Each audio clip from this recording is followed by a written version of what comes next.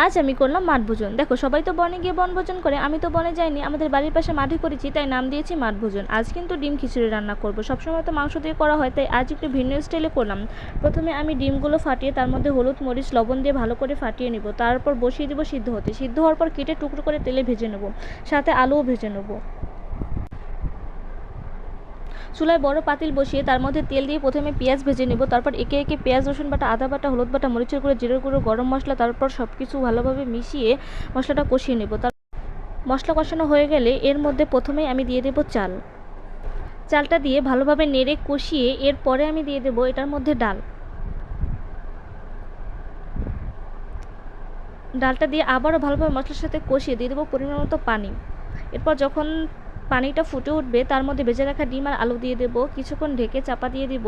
ব্যাস রেডি আমার খিচুড়ি। রান্নাটা কেমন হলো কমেন্টে জানাবেন আর আমার চ্যানেলটা সাবস্ক্রাইব করবেন। আল্লাহ।